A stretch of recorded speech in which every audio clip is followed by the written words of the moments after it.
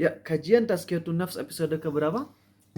15, yaitu tentang mengetahui trik setan, step setan. Dan sebelumnya Alpin apresiasi dulu ke teman-teman yang kemarin kita udah ngebahas tentang public service, yaitu ngasih manfaat kepada publik.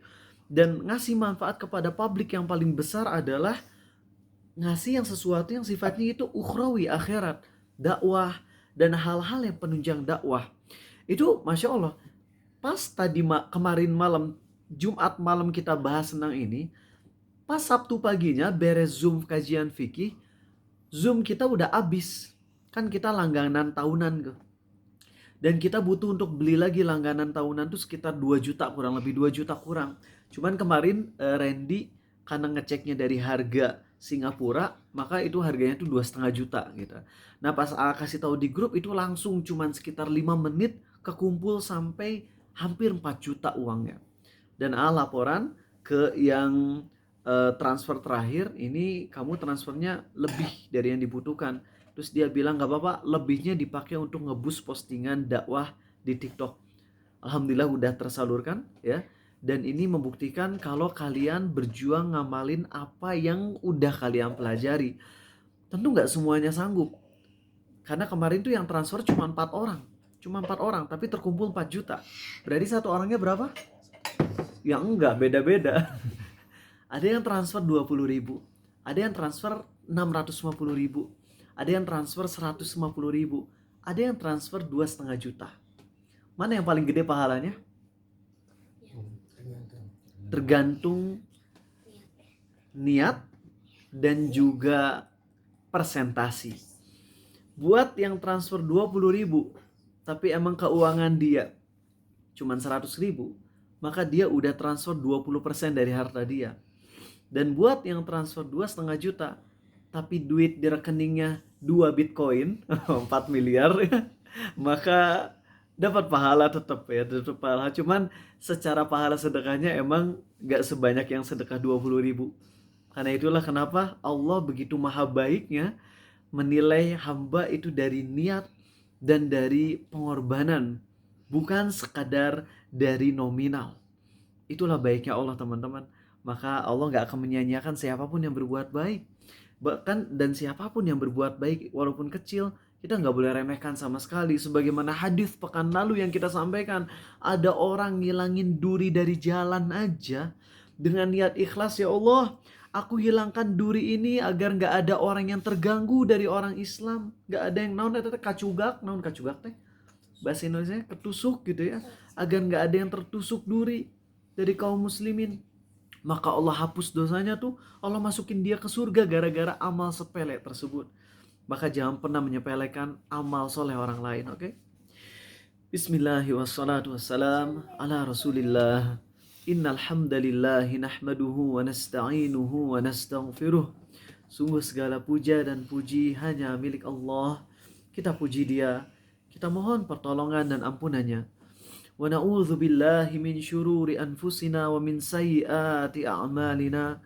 Kita mohon perlindungan kepada Allah dari keburukan diri kita dan keburukan amal perbuatan kita. May yahdihillahu fala mudhillalah. Barang siapa yang Allah beri hidayah, tak akan ada seorang pun yang bisa menyesatkan. Dan wa may yudlil fala hadiyalah. Dan barang siapa yang Allah sesatkan, tak akan ada seorang pun yang bisa memberi petunjuk. Asyhadu an la ilaha illallah. Aku bersaksi tiada Tuhan yang berhak disembah dengan benar kecuali Allah. Wa asyhadu anna Muhammadan abduhu wa rasuluh. Dan aku pun bersaksi bahwasanya Muhammad adalah hamba dan rasulnya. Amma ba'du. Allahumma salli wa sallim ala Muhammad wa ala ali Muhammad. Kita mohon pada Allah agar Allah ampuni dosa-dosa kita, terutama dosa-dosa besar. Dan kalaupun dosa-dosa besar kita tidak terhapus dengan kajian ini, maka kita berharap dengan sebab kajian ini Allah bimbing kita sehingga nanti kita mati dalam kondisi taubat dan nasuha. Itu yang kita harapkan banget teman-teman dari kajian. Itu yang kita inginkan banget ketika kita beramal soleh. Yaitu andai amal soleh kita tidak menghapus dosa besar kita, maka setidaknya amal soleh tersebut menjadi jembatan agar kita matinya dalam kondisi taubat. Makanya coba setiap kali kita mulai kajian, apalagi kajian rutin, taruh di hati, ya Allah, Jadikan kajian ini menjadi salah satu amal penyebab aku mati dalam kondisi taubatan nasuha. Karena andai ada satu doa yang Allah kabulkan dari semua doa yang kita minta, maka di antara doa yang terbaik untuk kita minta adalah doa agar mati dalam kondisi taubatan nasuha, teman-teman. Karena kalau orang sukses matinya dalam kondisi taubat, apapun kesalahan masa lalunya Allah hapus. Dan itu sangat indah tentunya. Mari kita masuk teman-teman ke materi mengetahui trik setan. Mengetahui trik setan. Kita tahu setan itu pingin kita masuk neraka. Dan setan itu ada di setiap kita. Nabi kita SAW bersabda, tidak ada seorang pun di antara kalian kecuali memiliki satu malaikat korin dan satu setan korin, yaitu yang akan menyertai kita nih. Malaikat dan setan ada di setiap manusia. Ya. Apakah itu sama dengan khodam? Enggak, beda. Kalau jin khodam itu jin pembantu lain. Ya, sedangkan jin korin itu semua orang punya, termasuk Nabi Muhammad SAW memiliki setan korin, tapi setannya masuk Islam. Taubat, ya Masya Allah. Jadi udah gak ada lagi yang bisa nyuruh beliau maksiat. Ya, selain Allah udah menjamin beliau maksum, tapi setan korinnya juga masuk Islam. Nah, berhubung setan korin itu ada di diri kita dari semenjak kita lahir, maka setan itu tahu semua gerak-gerik kita. Tahu. Coba mau nanya, setan tahu isi hati kita nggak? Ayo. Tahu nggak? Tahu nggak? Kenapa diem? Bisa ketahuan setan. Akan nanya. Nah, ulama beda pendapat. Apakah setan tahu isi hati kita atau enggak? Sebagian ulama berpendapat setan nggak tahu isi hati kita. Karena hati itu gaib. Dan hanya Allah yang tahu yang gaib. Ya. Nabi Muhammad aja SAW nggak bisa tahu isi hati orang munafik. Padahal beliau Rasul. Apalagi cuman setan. Yang setan itu sama makhluk dengan kita. Dan setan nggak dapat mukjizat dari Allah. Ya. Setan nggak tahu isi hati kita. Itu pendapat sebagian ulama. Ada juga yang berpendapat setan tahu isi hati kita. Untuk sementara ini masalahnya fikih atau akidah? Mau nanya. Fikih apa akidah? Akidah. Cuman ini termasuk akidah yang furu. Akidah yang mungkin ulama beda pendapat dan gak ada masalah. Ikut pendapat yang manapun gak ada masalah. Ya. Jadi gak selamanya materi akidah tuh harus sepakat semuanya. Ada materi akidah yang harus sepakat semua. Kalau kita gak sepakat, kita murtad. Contohnya apa? Percaya hari kiamat. Akidah. Ya. Kalau kalian gak percaya adanya hari kiamat, kafir kalian. Ya. Harus sepakat percaya hari kiamat. Kalian gak percaya adanya neraka surga, kafir kalian. Ya. Tapi kalau misalnya kita percaya hari kiamat, lalu percaya juga nanti ada mizan, tapi daun timbangan mizan tuh ada 2 apa 3, sangka kalian ditiup tuh 2 kali apa 3 kali atau 1 kali. Nah, itulah yang nantinya ada perdebatan di kalangan ulama. Dan pendapat mayoritas ulama adalah sangkakala ada 2, daun mizan ada 2, ya. Dan ada itu perkara-perkara yang furu. Jadi ingat ya teman-teman, Apin nyampein dulu nih sebelum masuk ini intermezzo, tapi intermezzo yang bahkan bisa jadi lebih penting daripada materinya sendiri. Karena ini bab akidah, yaitu tolong jangan samakan semua perkara akidah dan fikih. Gak semua perkara akidah itu gak boleh beda pendapat. Ada perkara akidah yang kita boleh beda pendapat. Ada perkara akidah yang kita gak boleh beda pendapat. Di antara perkara akidah yang kita masih wajar untuk beda pendapat adalah tadi. Tentang setan, apakah setan tahu isi hati kita atau enggak. Itu perkara akidah yang ulama beda pendapat. Jadi mau ikut pendapat yang manapun insya Allah aman lah. Tapi ada perkara akidah yang kalau kita beda pendapat kita murtad. Kalau nggak murtad pun kita masuk ke aliran sesat. Sesat. Kemudian masalah fikih juga sama. Boleh nggak beda pendapat dalam perkara fikih? Tergantung yang mana dulu. Narendra bilang, saya mau beda fikih dengan AA. apa narenda beda fikihnya? Saya mah berpendapat sholat maghrib 5 rakaat. Eta kafir kalau kayak gitu mah. Bukan beda pendapat lagi, eta mah kafir. Berpendapat sholat maghrib 5 rakaat mah murtad eta. Karena itu udah perkara al-maklum minaddin bid-darurah. Itu perkara yang disepakati. Walaupun materinya fikih, tapi kalau udah disepakati kita nggak boleh beda pendapat. Nggak boleh. Tapi kalau fikih yang beda pendapat tentang contohnya yang kemarin lagi viral tentang jihad deh. Ya, kalau jihad ofensif, apakah wajib harus ada pemimpin ataukah syarat sah ada pemimpin atau sunnah doang? Itu ulama beda pendapat. Nah, jadi tolong jangan sampai perkara yang ulama beda pendapat kita gontok-gontokan, kita teh paksakan eta mah enggak udah jelas wajib. Ini mau cerita teman-teman. Karena ini masuk ke dalam perkara salah satu tipu daya setan juga,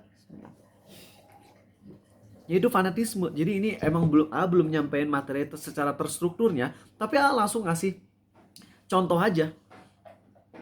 Mau ngasih contoh murid Arizal sendiri. Salah satu murid terdekat Arizal tahun 2018. Anak Arizal, Zaid, waktu usianya masih 3 tahun, 4 tahun sering main ke kosan dia sama Arizal juga. Bahkan ajak makan dia sama keluarga istri agar dia mau nikahin adik istri AA gitu. Saking udah serah banget sama dia. Dia semangat, sholatnya kelihatan baik, ya. Tapi apa yang terjadi teman-teman? Fanatisme ini berbahaya banget. Jadi ceritanya dia ikut pengajian Salafi, cuman yang emang rada-rada apa ya, ini oknum ya, bukan Salafi jelek ya, bukan. Juga Salafi kok, insya Allah. Tapi ada yang orang-orang atau ustadz yang ngajarnya tuh kayak nggak bisa beda pendapat banget. Jadi dia diajarin sama ustadznya bahwasanya foto dan video itu haram. Karena foto dan video itu sama dengan gambar. Sehingga orang yang pakai video kamera gitu ya, merekam atau memfoto, itu dia dosa besar sama dengan dia menggambar makhluk hidup. Oke. Menggambar makhluk hidup haram. Kita udah bahas ya di kitab Tauhid. Kita sepakat yaitu nggak boleh gambar kepala. Adapun video dan foto, di situ ulama beda pendapat. Tapi ustadz dia bener-bener keras banget bilang video foto tuh haram, sehingga ustadz yang ceramah ngerekam pakai video, maka itu nggak bener ustadznya. Akhirnya disitulah dia mulai nggak ikut kajian Arizal. Heran kenapa nggak pernah hadir lagi. Pas di chat taunya dia tegas gitu. Nggak boleh ceramah pakai video. Oh gitu. Akhirnya dia nggak pernah ikut kajian dan ujung-ujungnya nganggap Arizal nggak bener ajarannya. Padahal awalnya berawal dari itu doang, dari video sama foto loh. Terus makin ekstrim. Itu dicari-cari aja celahnya. Arizal keliru di sini, keliru di situ, keliru di sini, keliru di situ. Padahal yang bukan keliru, tapi ngikut pendapat ulama yang nggak sepemahaman sama dia dalam perkara fikih. Yang ulama beda pendapat. Tahu apa yang terjadi teman-teman? Dia benar-benar total nggak mau ada foto, nggak mau ada video, haram. Nggak apa-apa. Sebenarnya dia nggak mau foto video, it's okay. Kalau emang kamu berpendapat foto dan video itu haram, ya itu urusan kamu, nggak apa-apa. Itu pendapat sebagian ulama, kita juga legowo. Tapi kalau sampai menyesatkan orang, Yusuf Daniel, jangan banyak gerak, nggak boleh ganggu. Tapi kalau sampai ya gara-gara foto dan video ini menganggap orang yang berfoto dan video sebagai sesat, maka ini udah zolim namanya. Zolim karena itu artinya dia menyesatkan orang untuk perkara fikih yang ulama aja masih legowo terhadapnya. Tahu apa yang terjadi teman-teman? Bener aja. Sesuai dugaan Arizal, bahwasanya orang-orang kayak gini akan Allah balas. Dan apa yang terjadi? Dia akan mengharamkan foto dan video. Dan sebagaimana yang kalian tahu, kalau Arizal punya banyak akun medsos dan nge-follow murid-murid AA. Di blok satu masih ada yang satu lagi. Di blok yang satunya masih ada yang satu lagi untuk mantau murid-murid Arizal. Jadi tenang ya, Dafa, Udin, Milzam, Aziz. Tuh pantau kalian. Pantau kalian, gak tahu si Dafa mah udah jarang main IG. Ketahuan Dafa. Nah, jadi pantau kan. Pantau dia gitu. Walaupun dia udah ngeblok AA di WhatsApp dan sebagainya, udah nggak nganggap Arizal sebagai guru. Oke. Tapi pantau. Tahu apa yang terjadi? Setelah beberapa bulan dia nggak ikut kajian Arizal, lihat di Instagramnya, lagi mesra sama cewek bareng, foto lagi, selfie, terus diupload di medsos. Terus dia pas lagi kuliah teknik mesin, karena lagi COVID, kan harus pakai Zoom. Di Zoomnya on cam. Terus habis itu dia juga bikin video tutorial apa gitu di YouTube. Ini semua kan dia bilang haram. Dia nganggap Ariza sesat gara-gara pakai video, tapi sekarang dia oke lah kalau misalnya Zoom karena urusan kampus kita masih toleran, tapi dia selfie bareng dan foto bareng sama pacar dia di medsos. Ini dia. Ini perkara yang harus kalian tahu. Mengejek orang atas suatu dosa yang dia lakukan sambil merendahkan, itu Allah bisa ngebuat kita jadi berbalik. Jadi kalau ada teman kita ngelakuin dosa nih, anggaplah dia ngelakuin dosa yang bener-bener real dosa, yang ulama sepakat dosa. Contohnya apa? Zina. Itu mah udah gak ada beda pendapat. Ada teman kita yang zina, terus kita jelek-jelekin dia, tapi bukan dalam rangka mencela zinahnya, tapi dalam rangka emang merendahkan individunya. Ya kalau kita bilang zina haram, dia pelaku dosa besar, dia fasik, itu mah boleh. Gak ada masalah ngomong kayak gitu. Emang bener fasik, zina dosa besar. Tapi kalau ngerendahin dia dengan bahasa yang ngalelewe gitu, ya sambil ngetawain, dasar pezina, gitu, nggak akan pernah tobat. Kayak gitu udah tutup kemungkinan tobatnya. Itu kan bahasanya udah bahasa merendahkan. Itu nanti Allah yang balikin kita loh, kita yang nanti jatuh ke dosa itu. Itu tuh kalau kasusnya dosanya yang disepakati ulama. Lalu bagaimana dengan perkara yang ulama masih beda pendapat? Untuk ulama yang beda pendapat, kita nggak boleh vonis dia sebagai orang sesat.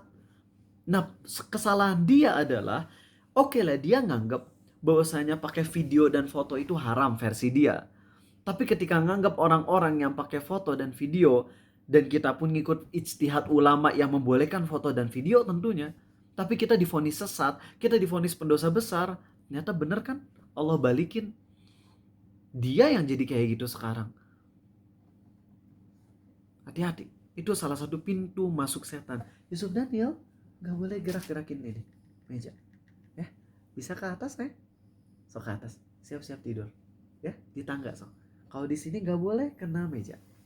Oke? Karena nanti goyang ayahnya. Perkara ini termasuk adab ya. Kenapa ngomong kayak gini pas lagi kajian? Agar kalian belajar adab juga. Jadi jangan sampai ada ustadz ceramah, kemudian ada anaknya yang ngeganggu jemaah. Oke. Kemudian si ustadznya ngediemin aja. Itu ustadznya nanti bertanggung jawab atas kegaduhan yang ada di masjid. Makanya Nabi SAW itu ketika beliau lagi ceramah khutbah, kemudian datang cucu beliau Hasan Hussein kayak mau jatuh gitu. Nabi SAW turun dari mimbar, kemudian beliau membacakan ayat inna min azwajikum ya ayyuhalladzina amanu inna min azwajikum wa auladikum aduwwan lakum fahdharuhum. Wahai orang-orang yang beriman, sesungguhnya istri kalian dan anak-anak kalian tuh ada yang nantinya bisa jadi musuh kalian. Secara umumnya, maksudnya ada yang benar-benar jadi musuh, ada juga yang jadi bisa mengganggu dalam ibadah-ibadah kita, termasuk majelis ilmu. Maka ini termasuk adab untuk mengingatkan anak sendiri untuk tidak mengganggu saat kajian. Yusuf, sayang, ke atas, nggak boleh ngeganggu, nggak boleh ada suara. Daniel mau di sini atau mau di atas? Tuh, kamu di atas tapi nggak boleh ada suara ya, jangan ngeganggu sayang. Oke. Kalian suka kan ngelihat ada ustadz yang ngediemin gitu anaknya ganggu kajian, itu nggak boleh. Kecuali kalau anaknya di depan dan nggak ganggu sama sekali, nggak ada obrolan, itu nggak ada masalah. Oke, kita masuk ya sekarang ke pintu masuk setan part 1 ya. Jadi teman-teman, sekarang Apin ngebahas yang global, pekan depan insya Allah di Jakarta, ya, di Blok M ya. Nanti kita kajiannya di hotel di Blok M. Teman-teman pada hadir nanti ke sana ya. Mudah-mudahan kalian pada bisa yang di Jakarta. Kita akan bahas dulu 6 pintu setan. Yang ini udah pernah kita bahas dalam kajian tauhid atau kajian sebelum tauhid. Dan ini penting. Agar kita bisa selamat dari setan, kita harus tahu trik mereka. Syukurnya Allah membuat kita bisa tahu step-step langkah setan yang digariskan oleh para ulama. Ulama gak asal-asalan. Ketika ulama membahas tentang 6 cara setan menyesatkan manusia, jangan bilang, eta ulama tahu dari mana? Emang ulama pernah lihat setan? Gak kayak gitu. Tentunya ulama ketika merumuskan yang seperti ini, maka para ulama itu sudah melihat dari berbagai macam dalil, kemudian melihat juga dari berbagai macam realita, ya, berbagai macam realita yang terjadi. Nah, disinilah ulama menyampaikan bahwa setan itu punya 7 step, punya 6, kemudian ada satu lagi tambahannya. Jadi yang tambahan ini memang gak termasuk dari 6 yang inti, tapi ini bisa termasuk banget terjadi pada kehidupan kita. Satu, teman-teman, setan itu ingin mentargetkan kita untuk jatuh kepada kesyirikan akbar, kekufuran akbar. Baik itu kekafiran dan kesyirikan secara lisan atau anggota badan, atau keyakinan hati. Contoh, setan ngebisikin kayak temen yang terjadi sama banyak teman-teman kita, yaitu para setan suka ngebuat kita atau teman-teman kita begitu mudahnya ngucapin kalimat kekafiran. Seperti ngomong, saya mah non muslim kok, pas dia lagi malas Jumatan gitu ya. Atau pas disuruh, ayo sholat, oh dah saya mah nonis gitu. Dengan enteng yang ngomong saya mah nonis, padahal dia muslim, tapi dia ngomong saya nonis. Itu kemurtadan. Atau kekafiran yang sifatnya kekafiran secara praktek anggota badan, seperti sujud kepada selain Allah. Sujud-sujud main-main seperti yang dilakukan oleh para wibu saat lagi cosplay. Ngaco-ngaco kan mereka. Sujud kayak gitu. Sesembahan kepada berhala. Atau pas lagi seperti yang dilakukan oleh salah satu pelawak terkenal di negeri 61 plus dikit, ya, dimana dia pas lagi ngejokes tentang pemerintah, tentang politik, lalu ujung-ujungnya dia ngomong, wahai Zeus tolong aku. Siapa Zeus? Kalau Zeus nggak apa-apa Zeus. Zeus mak gitu. Kalau Zeus siapa Zeus? Tuhan, dewa apa? Dewa kasino atau dewa apa judi itu suka ada kan itu di situs-situs judi online yang suka muncul tiba-tiba kayak gitu lah, ada dewa Zeus kayak gitu. Nah yang kayak gini-gini itu kalau walaupun main-main, tapi kalau dia ngomong kayak gitu, dewa petir mitologi Yunani kuno kata saya. Jadi itu dia ngomong Zeus tolong aku, itu main-main loh. Dan itu kekafiran. Kapan ucapan kekafiran itu tidak dianggap kafir? Satu, saat kita lagi ngucapinnya dalam rangka untuk menukil, untuk edukasi. Misalnya ada lagi bikin drama, ya, terus habis itu ada salah satu aktornya yang ngucapin ini. Nah, dia ngucapin itu tapi dalam rangka ngejelasin ini adalah ucapan kekafiran misalnya. Itu nggak ada masalah. Ya, AA lagi ngejelasin gitu. Ana rabbukumul a'la, aku adalah Tuhanmu yang maha tinggi. Ini ucapan Fir'aun, ya nggak ada masalah. Ini nggak kafir ngucapin ini. Jadi ngucapin kalimat kekafiran kalau dalam rangka untuk mengedukasi bahwasanya itu kalimat kekafiran nggak apa-apa. Dua, kalau emang kita diancam mati, kita dimaafkan kalau kayak gitu. Adapun kalau nggak ada untuk dua unsur itu, sekedar buat ngejokes, play, main-main, ini nggak diterima. Itu nggak diterima maafnya. Artinya dia tidak dimaafkan. Dia tetap divonis kafir dan murtad walaupun dia bilang saya cuma main-main. Hati-hati jadi. Itulah cara setan yang pertama. Dan hati-hati buat orang-orang yang kena OCD atau yang was-was akut, biasanya masuk ke kekufuran yang versi hati. Yaitu si setan awalnya ngebisikin gini. Awalnya, kamu ragu sama Allah. Lalu si orang yang was-was ini nolak kan. Tidak, saya nggak ragu sama Allah, saya yakin sama Allah. Terus setan bisikin lagi, tapi tahu dari mana kalau kamu yakin sama Allah? Dia balas lagi, tidak, pokoknya aku selalu yakin sama Allah. Tapi itu berulang-ulang. Berulang-ulang, setan akan ngebisikinnya berulang-ulang sampai akhirnya dia jenuh. Si orang yang dibisikin setan ini jenuh. Saat dia udah jenuh, dia akhirnya nggak mengcounter lagi. Dia nggak mengcounter lagi. Kan kalau awal mah gini ya, setan ngebisikin Tuhanmu bukan Allah, kita balas, Allah Tuhanku. Tuhanmu bukan Allah, Allah Tuhanku. Tuhanmu bukan Allah, Allah Tuhanku. Lama-lama makin sering setan ngedatengin dan dianya capek, udahlah nggak usah ditepis. Ketika dia bilang udahlah nggak usah ditepis, dia mikir lagi, lah kalau saya nggak menepisnya berarti saya meyakininya, berarti saya kafir dong. Akhirnya nanya ke Ustadz, Ustadz saya kafir nggak ya dengan kayak gini. Lalu Ustadz menjawab, enggak, itu mah cuma was-was doang. Tapi Ustadz, saya nih Ustadz, daripada ragu saya kafir atau enggak, mending sekalian saya kafir dulu aja, lalu saya syahadat lagi. Bener, eta ada yang kayak gitu, akhwat. Ada yang orang yang sampai kayak gitu, Ustadz, saya ini hati saya ragu kafir atau enggak Ustadz, tapi jadinya saya syahadat aja Ustadz. Cuman kan kalau syahadat dalam kondisi saya nggak kafir, sia-sia Ustadz. Mending kafir dulu aja, habis itu saya syahadat. Akhirnya dia menyengaja ngucapin kalimat kekafiran. Sengaja. Biar dia kafir, lalu setelah kafir dia syahadat. Bilang, kamu kalau mati pas kamu lagi kafir, selamanya di neraka, kata Rizal. Nangis dia. Itu yang terjadi sama orang was-was. Terus solusinya gimana,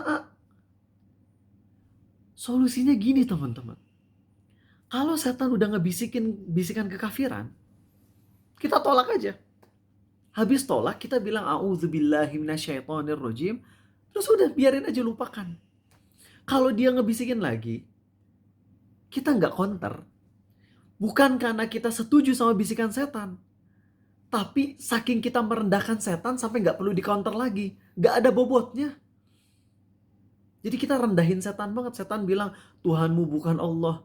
Kita mikir, bodoh banget setan ngomong kayak gitu ya. Blow on banget ngomong setan bahwasanya Tuhanku bukan Allah gitu. Jadi awal tentunya kita tepis dulu di awal. Itu untuk ngebangun shield. Untuk ngebangun shield kita. Apa shield teh? Tameng gitu. Tameng di hati kita. Bahwasanya kita hanya menyembah Allah. Makanya Nabi SAW bersabda dalam hadis yang sahih, setan itu akan bisikan kita, siapa yang menciptakan ini? Kita jawab Allah. Siapa yang menciptakan itu? Kita jawab Allah. Siapa yang menciptakan ini? Kita jawab Allah. Lalu nanti setan akan membisikkan siapa yang menciptakan Allah. Kalau setan ngebisikin siapa yang menciptakan Allah, Nabi kita SAW menyuruh kita untuk berucap, aku beriman kepada Allah. A'udzubillahi minasyaitonirrajim. Kita berlindung kepada Allah dari setan yang terkutuk. Kemudian kita mengatakan aku beriman kepada Allah. Atau aku beriman kepada Allah dulu. Kemudian kita berlindung kepada Allah dari setan. Simple. Dan udah beres. Kalau setan gituin lagi, ya silakan amalin lagi, berlindung. Tapi kemudian jangan jadi memberatkan di otak kita seakan-akan, aduh jangan-jangan gara-gara setan ngebisikin lalu kita nggak counter sedetik lalu kita murtad. Justru itu cara setan masuk. Ngebuat kita ngerasa bersalah untuk sesuatu yang kita nggak salah. Kan yang salah setan ngebisikin kita. Dan kita juga udah counter. Lalu ada momen kita mendiamkan bukan karena kita nggak ingin mengcounter setan, tapi saking kita nggak peduli sama bisikan setan yang nggak berbobot tersebut, makanya kita diamkan. Udah. Orang-orang yang was-was kayak gitu yang bilang, Ustadz jangan-jangan saya udah murtad Ustadz. Udah sekalian aja murtad dulu Ustadz, lalu syahadat lagi. Itu tuh banyak yang konsul ke Ariza gitu, nangis. Padahal simple nanya kayak gini, kamu mau nggak mati dalam kondisi kafir? Enggak Ustadz, nggak mau, na'udzubillah. Ya terus kenapa kamu tadi murtad? Padahal kalau baru di hati didiemin aja udah aman. Kan kamu udah berlindung kepada Allah sekali. Waktu dulu awal-awal sebelum kamu kena penyakit was-was, kamu udah berlindung kepada Allah kan? Udah Ustaz. Terus kenapa sekarang jadi pusing? Ya itu Ustaz, karena saya kalau ngediamin bisikan setan berarti saya setuju. Enggak, kamu enggak setuju. Coba saya nanya lagi. Kamu mau kafir gak? Enggak. Ya itu berarti gak setuju sama setan. Nah itu percaya gak, private 20 menit tuh ngulang-ngulang gitu doang Rizal. Habis energi asli, marah-marah Rizal tuh. Cuman digituin doang. Ada di antara kalian yang kayak gitu dan udah mulai sembuh.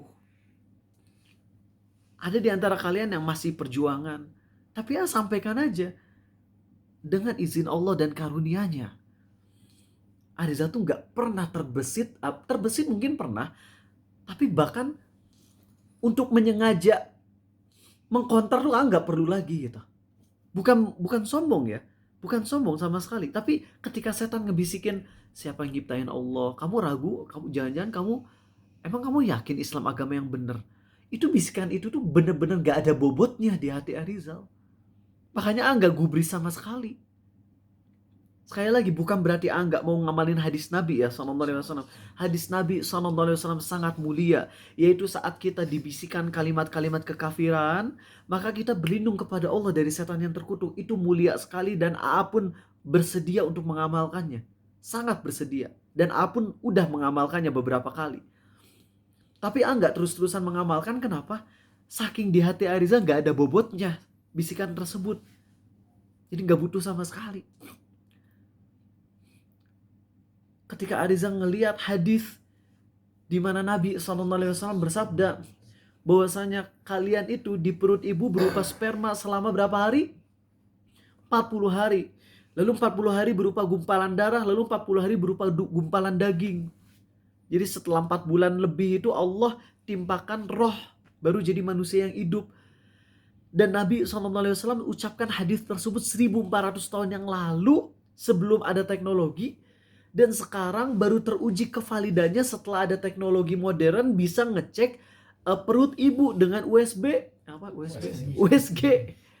Bisa dicek. Kan itu Nabi SAW ngucapin 1400 tahun yang lalu nih. Kok bisa-bisanya beliau ngucapin di zaman itu belum ada teknologi. Itu kan udah terbukti banget kebenaran Allah. Jadi udah gak mungkin lagi ada keraguan gitu buat kita yang mempelajari Quran mah harusnya. Jadi bisikan-bisikan kekafiran ini seharusnya mudah ditepis. Tapi kenapa ada orang yang sampai murtad? Yaitu karena penyakit was-wasnya itu loh. Dia gak belajar Islam dari awal. Dia gak rutin kajian Islam. Awalnya misalnya pemaksiat. Lalu dia tobat. Dan pas tobat pun gak ada ustadz yang membimbing. Dia belajar sendiri lalu menyimpulkan sendiri. Pas dia dapat ustadz bimbingan, udah terlanjur kesalahan pikirnya, udah terlanjur ngendap dan berkerak di hatinya. Rata-rata kan gitu. Orang-orang yang was-was yang AA konsul ke AA itu rata-rata mereka yang dulunya pemaksiat lalu tobat. Gak ada kajian rutin kayak gini, gak ada. Mereka cuma belajar comot dari TikTok, comot dari Instagram. Lalu setelah udah menghujam di hati dengan pemahaman yang keliru, baru nanya ke ustadz. Ustadz, saya takut murtad, gimana ya Ustadz solusinya gini. Di giliran diajarin, malah gak nerima. Diajarin gak nerima. Capek jadinya kan. Makanya kalau kalian belajar Islam dari dini, itu gak ada ruginya teman-teman. Gak ada ruginya. Itu yang pertama ya. Kedua, kalian jangan ngantuk loh. Ini penting banget. Penting banget. Tolong jangan ngantuk. Dan kita nanti akan rinci lagi pekan depan. Bangun. Yang mulai ngantuk, cuma bisa mantau 7 orang, gak ada yang ngantuk dari kalian ya, yang di Zoom. Tapi sisanya nih 80 orang gak tahu, pada hitam semua. Oke. Kedua, kalau setan gagal membuat kita terjerumus ke dalam kekafiran, maka setan akan jerumuskan kita kepada kesesatan yang gak sampai kekafiran. Kesesatan yang gak sampai kepada kekafiran. Kalau membunuh itu dosa besar. Tapi ada juga yang sesat.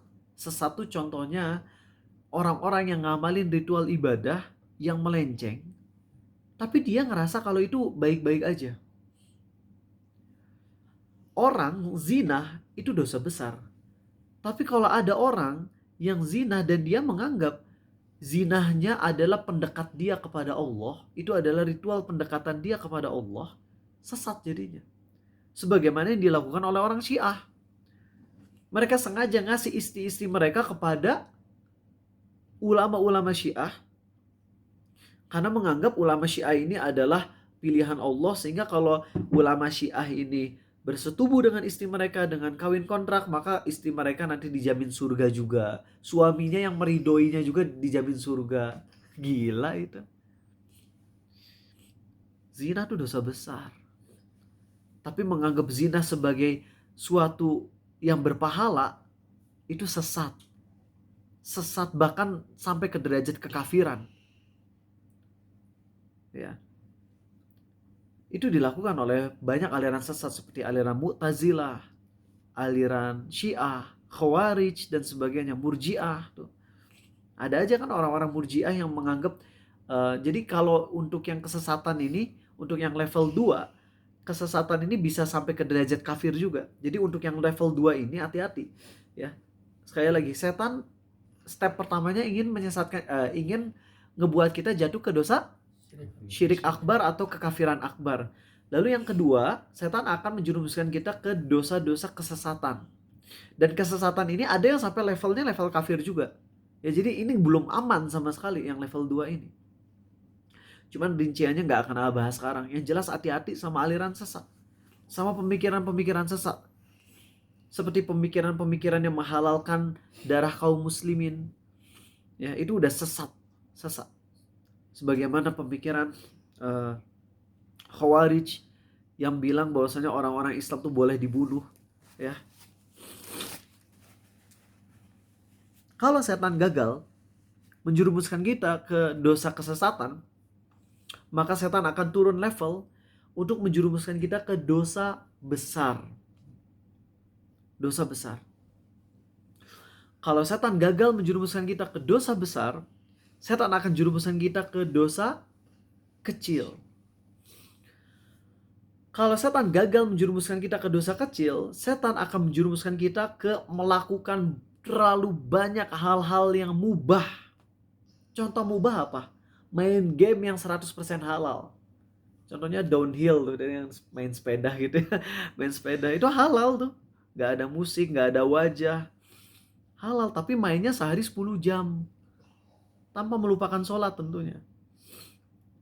Main game yang 100% halal tapi sampai 10 jam sehari. Parah itu. Walaupun dia gak melalaikan sholat. Tapi itu udah ngabisin hidupnya. Gak dosa. Cuman hisapnya nanti berat di hari kiamat. Kalau kalian udah sukses semua tuh untuk mengkonter setan. Kafir, syirik, kagak. Sesat, kagak. Dosa besar, kagak. Dosa kecil, kalaupun terjerumus, tobat, sering tobat. Sia-sia pun kagak. Bener-bener minim lah. Saya butuh main gamenya kayak Ustadz Nuzul tuh ketika di ceramah Tazkiratus Sami. Ada yang nanya tentang boleh nggak main PS. Ustadz Nuzul nggak jawab, ya nggak ada masalah. Misalnya main Winning Eleven, FIFA, seperlunya aja. Berapa menit? Ya sehari 5 menit. Aduh, 5 menit pas satu game aja nggak tamat Ustadz gitu. Ngakak gitu Ustadz. Oke. Jadi, tapi itu Ustadz Nuzul ikut ke pendapat ulama yang membolehkan main game walaupun ada wajahnya ya. Jadi, kalau main game yang ada wajahnya itu membuatnya haram tentunya. Membuat wajahnya haram. Tapi memainkannya beda dengan menggambarnya. Hukumnya berbeda. Nah, Ustadz Nuzul mungkin taklid kepada ulama tersebut. Dan diantaranya Syekh Asim Al-Hakim juga lebih cenderung ke pendapat tersebut. Yaitu membuat game yang ada wajahnya full itu haram. Itu sama dengan hukum menggambar, dosa besar. Tapi memainkannya, karakternya udah jadi, kita tinggal milih. Maka itu oke-oke aja. Asal gak ada keharaman yang lainnya. Oke lah. Seperti itu misalnya kalian benar-benar refreshing itu secukupnya aja. Ya. Kalau Guru Arizal dulu di Australia bener-bener hafiz Quran, pokoknya sehari-hari murojaah aja, Masya Allah. Guru TIK, guru silat, guru matematika, guru Islamic Studies, dia rangkep semuanya tuh, luar biasa, keren lah. Namanya Syed Hamad. Nanya, Ustadz kalau lagi bosen hiburannya apa? Saya nonton silat, martial art, kayak nonton misalnya Bruce Lee kayak gitu. Nggak apa-apa kan kita nonton kayak gitu ya. Asalnya jangan ada musiknya aja, ngelihat teknik-teknik Bruce Lee gitu. Itu dia punya banyak video banget yang silat dan sebagainya. Itu keren lah. Nonton-nonton yang kayak gitu tuh nggak ada masalah ya. Nah, jadi Kalau nonton itu tapi secukupnya, berarti kan udah sukses nih. Dia udah sukses sampai level 5, masih belum bisa digoda setan. Maka setan akan menjerumuskan ke yang nomor 6. Yaitu apa? Yaitu kita malah jadi cenderung seneng sama amal yang kurang utama. Padahal ada amal yang lebih utama. Contoh, saat kalian ada kesempatan untuk belajar bacaan sholat yang rukun, yang wajib, udah kasih kesempatan free of charge, gratis asal datang ke rumah Arizal. Tapi kalian gak mau mengambil kesempatan tersebut gara-gara ada kajian ustadz yang lain yang ngebahas misalnya tentang nikah muda. Padahal kalian masih SMP misalnya. Itu bagus gak ikut kajian nikah muda? Bagus. Isinya Quran dan Sunnah. Tapi untuk memperbaiki bacaan sholat yang rukun, waduh, itu mah bukan bagus lagi, tapi harus secepatnya. Buat kalian yang udah setoran ke Arizal tapi masih salahin, dan kalian belum usaha maksimal untuk mempelajarinya, kalian sholat terancam gak sah. Maka harusnya waktu kita prioritaskan untuk belajar pelajaran Islam yang paling super duper penting dulu. Kalau bisa semuanya syukur.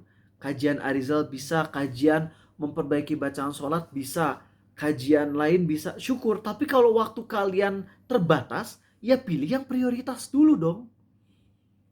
Mau ngasih hadiah yang menyeramkan nih. Bismillah.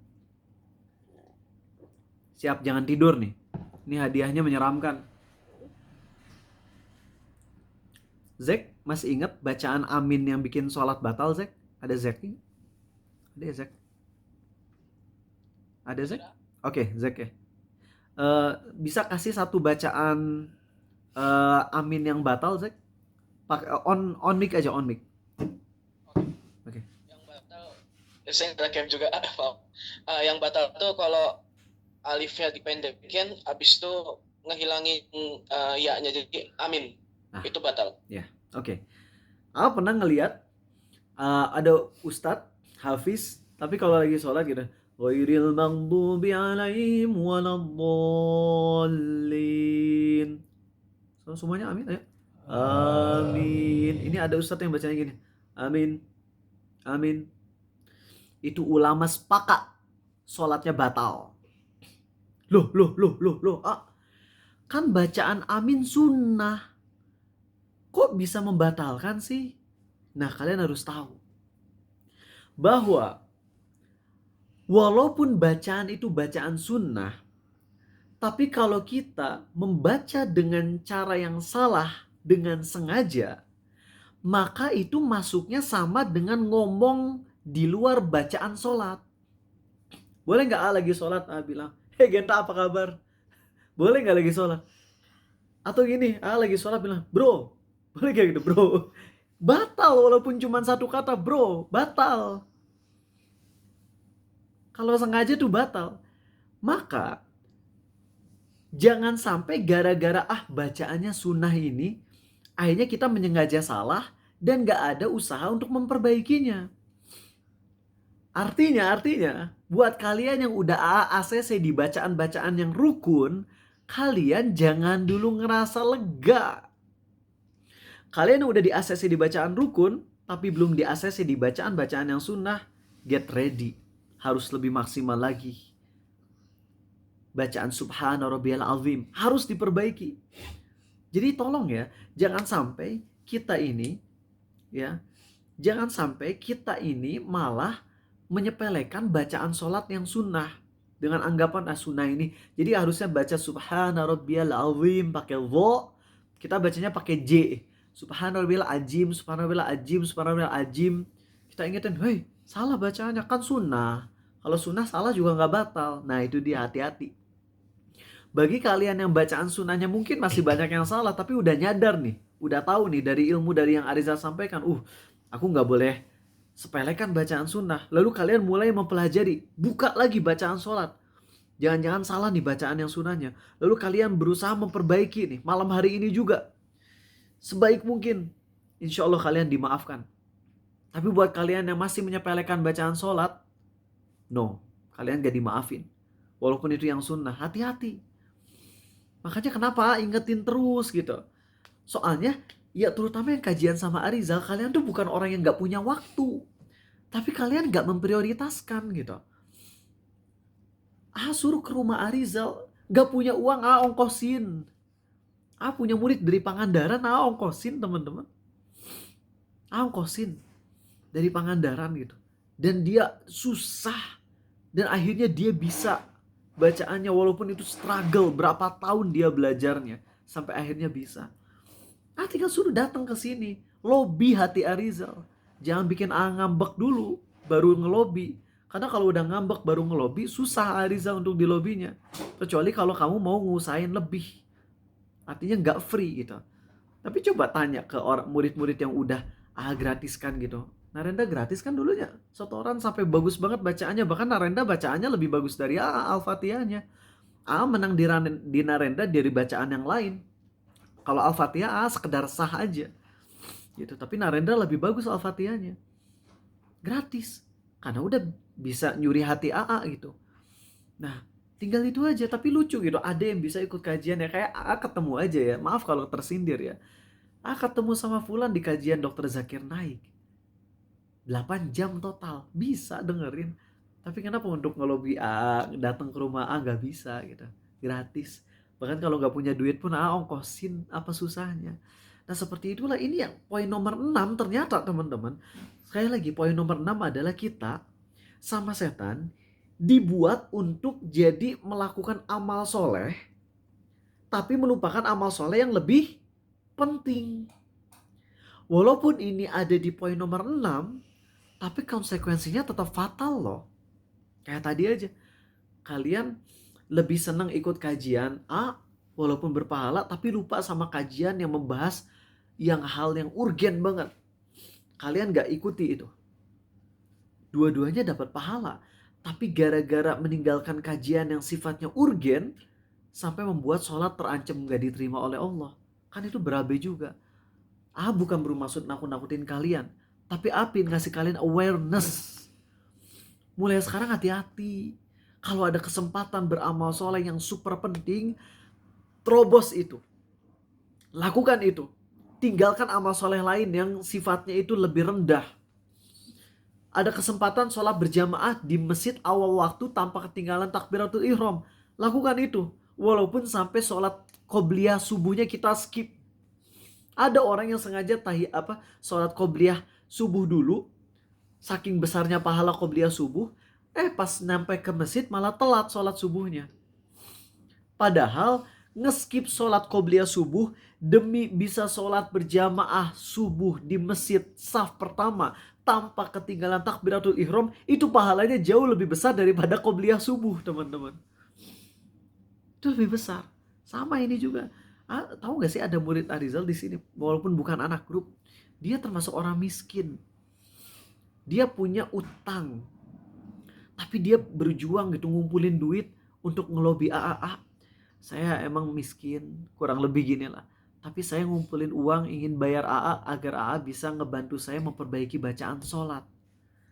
Ya gimana hati nggak luluh dong digituin. Kasih kesempatan gratis lah buat dia.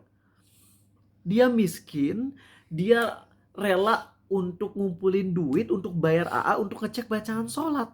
Ya gratisin dong kalau kayak gitu. Karena udah bikin terharu itu. Tapi lihat, gak semuanya mengambil kesempatan itu. Maka sekali lagi ngasih awareness.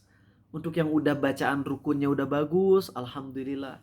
Tapi jangan ngerasa cukup. Bacaan sunnah juga ayo, harus diperbaiki juga. Ya. Oke, itulah 6 langkah setan. Tapi belum merinci ya, nanti rinciannya ada sekitar 15. Dan kita akan panjang di bab ini. Ya, sampai ketemu pekan depan di Jakarta. Yang bisa ke Jakarta ikut kajiannya di hotel di Blok M Square ya, insya Allah. Silakan yang mau nanya pertanyaan bisa sampai jam 10:10.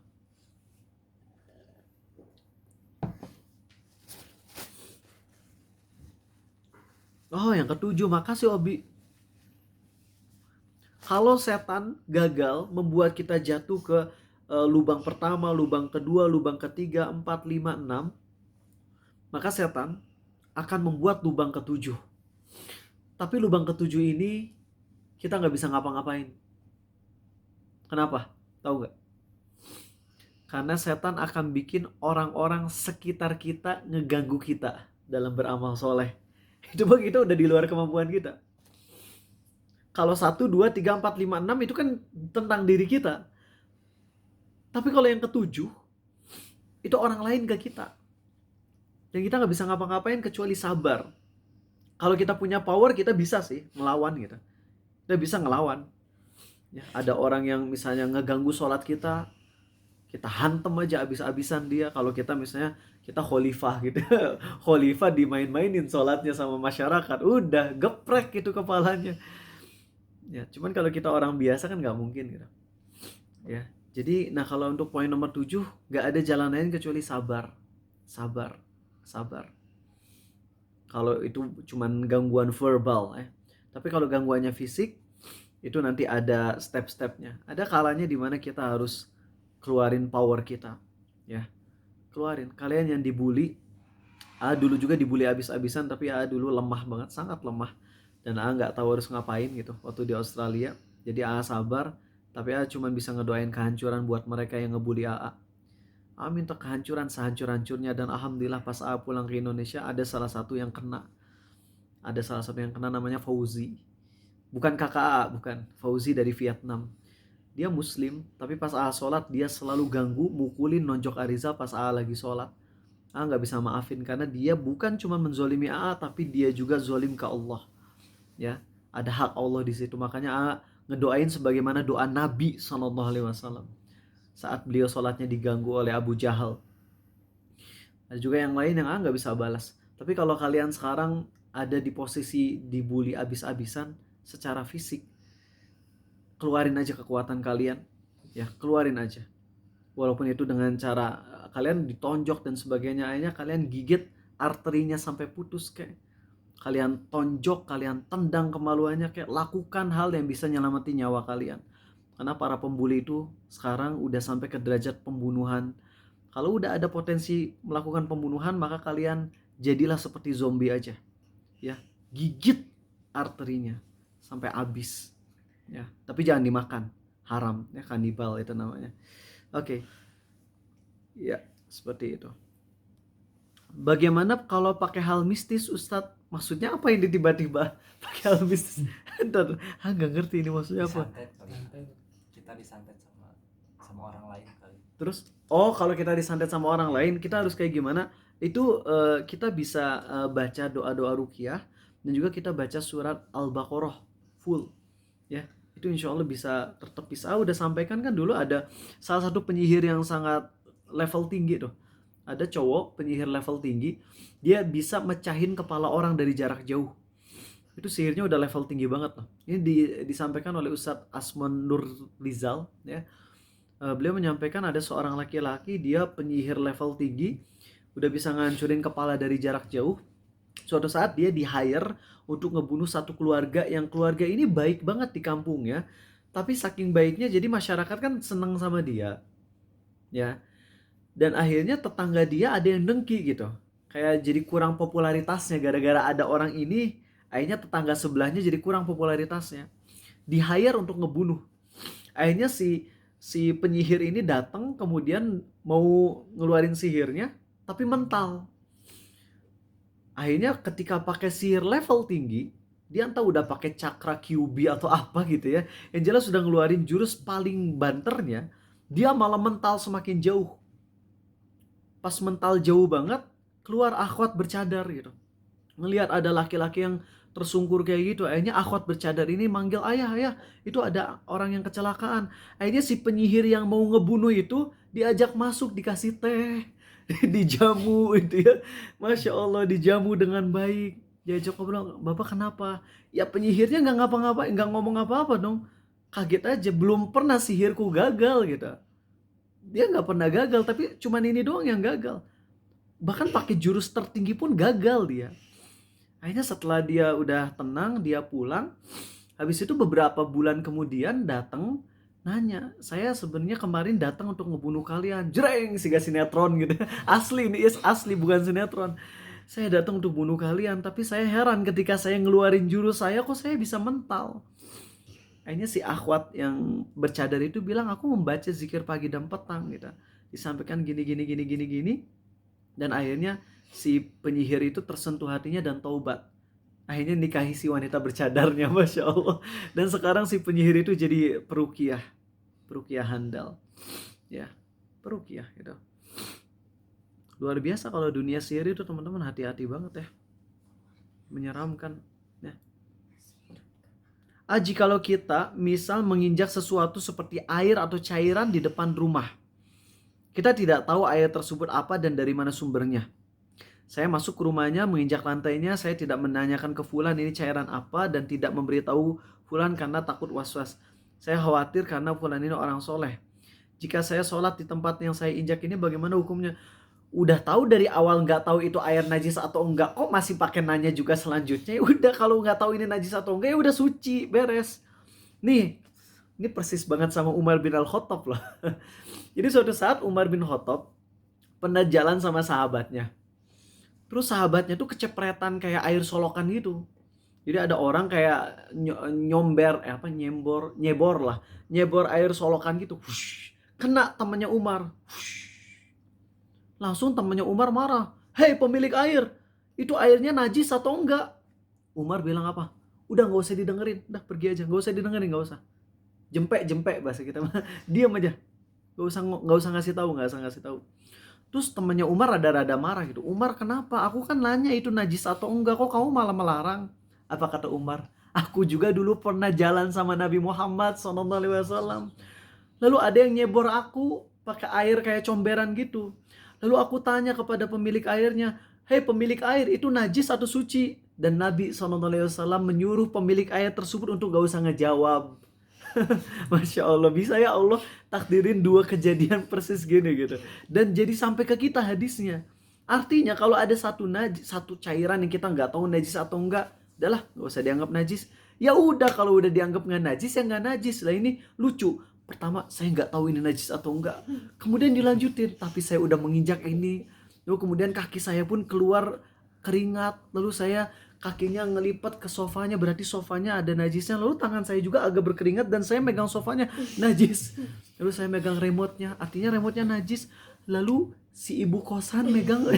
Terus saya lanjut, akhirnya najisnya jadi ke seluruh dunia teman-teman. Ini asli itu lebay ya, tapi real teman-teman. Ate sehari-hari kayak gini ngejawabin. Ngakak gak sih kalian kalau ngelihat adik saya ngejawabin yang gini? Asli ngakak. Dan kalau Angga dibayar keterlaluan itu, kesel abis. Aduh, kesel abis asli ya. Terima kasih teman-teman. Ya, jadi itu ya, nggak usah Oke, ini pertanyaan bagus ya. Saya coba persingkat, semakin kesini saya ngerasa pendekatan penyelesaian masalah di masyarakat kadang di beberapa kasus gak bisa hanya pakai cara kajian keislaman. Bener banget, bener. Setuju. Apakah kalau pakai metode yang terkesan gak ada unsur Islamnya sebagai contoh penyelesaian masalah pendidikan secara umum, langkah konkret buat sekolah, ngajar anak jalanan, apakah ini dihitung sebagai dakwah juga atau bagaimana konsep dakwah yang benar? Gini, teman-teman, ya Allah, gini ya.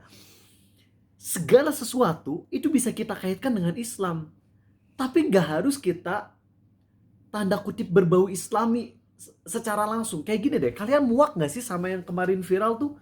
Penjual jasa bangunan, kami kenal sunnah, kami amanah, ngerugiin ratusan juta tuh, viral kan?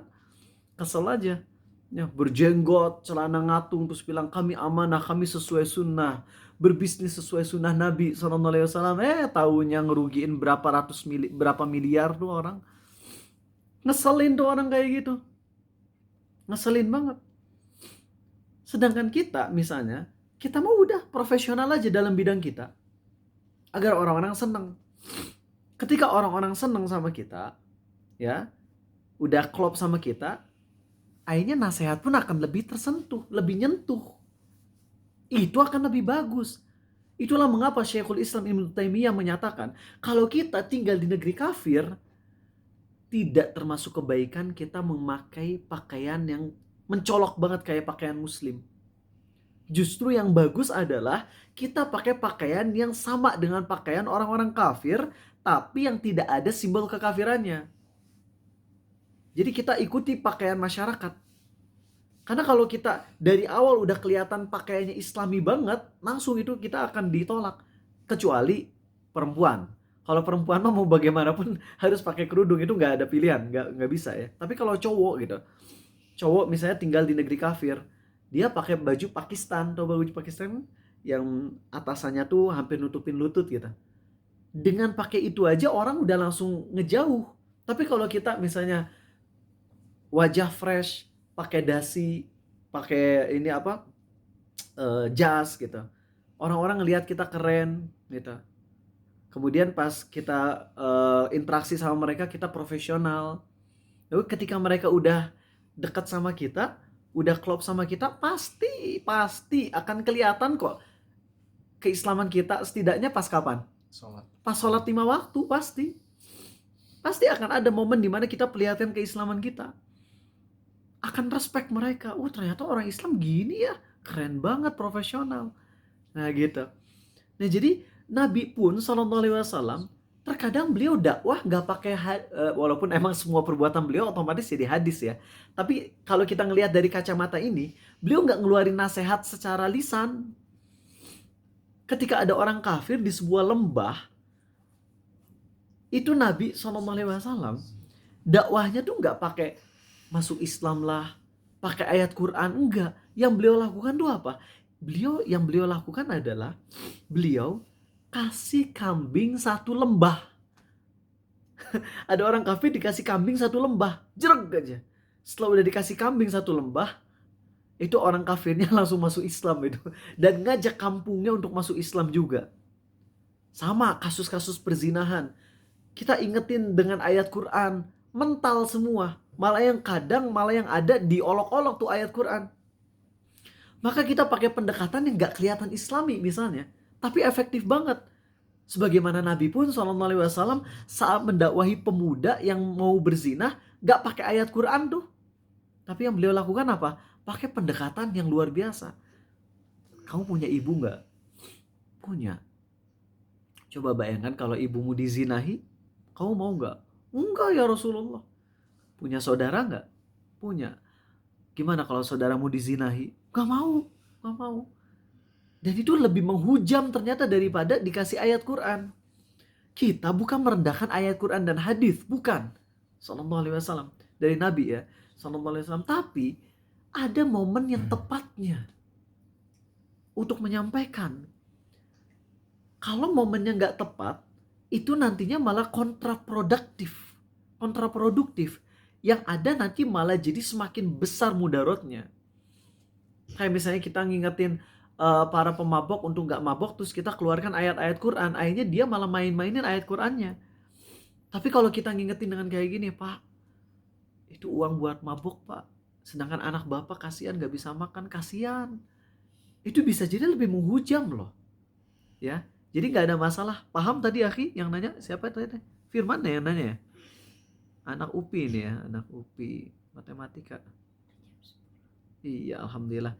Terima kasih yang belum sempat nanya pertanyaan, silakan bisa nanya ya. Silakan bisa nanya lewat WhatsApp gratis, screenshot aja ya. Sampai ketemu lagi teman-teman pekan depan yang di Jakarta, Bogor, ikut ayo ya.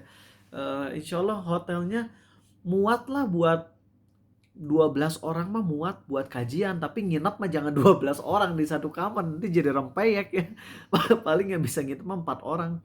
Juga nggak akan nginep di hotel tempat kajiannya karena sama istri mau ikut daurah 2 hari tuh sama Ustadz Abdurrahman Zahir dan lain-lain ya. Cuman nanti nyewa hotel, tadi udah nyewa hotelnya, ada yang bantu juga dari kalian uangnya, nyewa hotel untuk kajian malamnya. Buat yang capek nanti bisa tidur di hotelnya juga ya. Tapi maksimal 4 orang sih kalau di kasur tuh ya. Oke, itu aja, sampai ketemu. Subhanakallahumma wa bihamdik, maha suci Engkau ya Allah dan segala puji bagimu. Asyhadu an la ilaha illa anta, aku bersaksi tiada Tuhan yang berhak disembah kecuali Engkau saja ya Allah. Astaghfiruka wa atubu ilaik, aku mohon ampunan padamu dan aku taubat padamu. Assalamualaikum warahmatullahi wabarakatuh. Recording.